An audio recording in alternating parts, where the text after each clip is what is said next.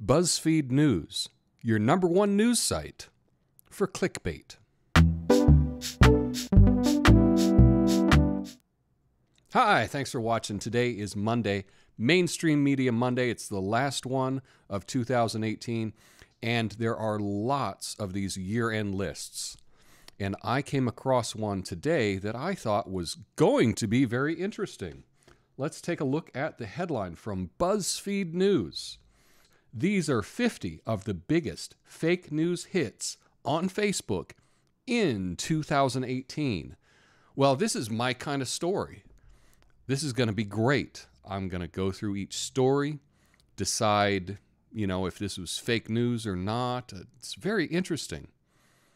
But something happened when I went to this story. We have a graphic here. Looks straight out of the late 80s. And let's read from the story. The top 50 fake stories of 2018 identified by Buzzfeed News generated nearly 22 million total shares. Blah, blah, blah, blah, blah.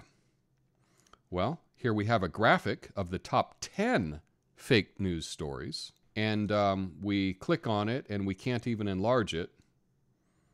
So I can't really even read what it is.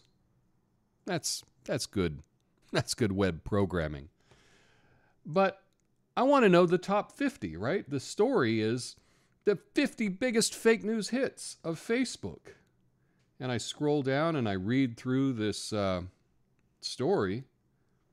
Well, we got top publishers, and these are domains that publish fake news. And I keep going down, and advertisements to invite me to take quizzes and whatnot. Oh, there's a discussion of satire websites.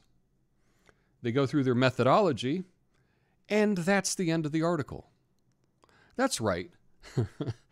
An article whose headline is "These are the top 50 fake news stories" doesn't list the top 50 fake news stories. If you're doing a story on fake news, it can't be fake news itself. The story is, here's the top 50 headlines that are fake. And then they don't even put it in the story. I find that, I don't know, I feel like I'm losing my mind here. Am I the only one that has an issue with this? Well, at the bottom, see our data and code we used to analyze it here. Oh, maybe I'll download this code and it'll have the top 50 stories in it. No. It's an Excel spreadsheet with over 12,000 news headline stories and the number of impressions and the source and things like that. Where did they get this 50 number from? Right? The headline that I clicked on is I want to see the top 50 fake headlines on Facebook, top 50 fake stories on Facebook. They didn't even put it in the article. But lucky for us, they did this article in 2017. From 2017, these are 50 of the biggest fake news hits on Facebook in 2017. And guess what's not in this story? That's right, we're looking for the top 50.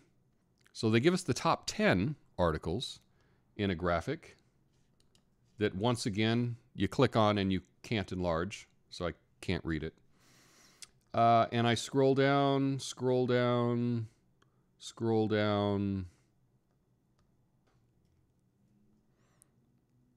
And there we go. That's it. The end of the article.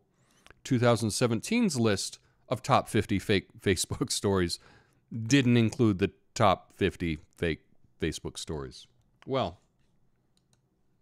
that's weird. Can we go for 3?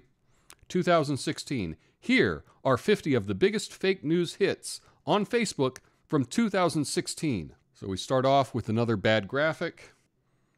We move down. We have 5 top fake political news stories on Facebook. 5 top fake crime news stories on Facebook. And that's it. No top 50. Again, 3 years in a row. 3 years in a row, the headline, top 50 fake news stories on Facebook. 3 years in a row, it's not in the story. I don't know. I feel like I'm living in crazy world. if an article is titled this, that's what the article should be. I wasn't asking for analysis. I wasn't looking for anything deep. But if you advertise, hey, top 50 stories, you should list the stories. 3 years in a row, they've done this. And you may think, well, Tom, you know, the headline writer is not the same person that writes the article. Okay, for 1 year. But then you go to the person that's written the headline and say, hey, next year, can you not make that the headline? Because it makes me look like an asshole. So let's look at the definition of clickbait. From Webster, something such as a headline designed to make readers want to click on a hyperlink, especially when the link leads to content of dubious value or interest. Well, I would say that all 3 of these articles were of dubious value. And I did want to click on it because I wanted to see these top 50 fake stories of Facebook. And they weren't there. I think this totally qualifies as clickbait. And Buzzfeed has the nerve to call this Buzzfeed news. What makes this news? The reporting on these stories is worse than the stories that they should be reporting about. I don't know. Sometimes I feel really alone in the world, like I'm the only one that notices this kind of stuff. Have you ever had a friend or someone, a work colleague, and you just can't count on them to do anything right? You give them a thing like, hey, can you give me a list of these 50 things? And they come back and they only give you 10. And you do that a second time and they come back and they only give you 10. And a third time and they come back and they only give you 10. How many times does someone have to fail you before you decide that maybe you can't count on them? I think that I've demonstrated that no one should trust BuzzFeed News. Why are they still considered a legitimate news source?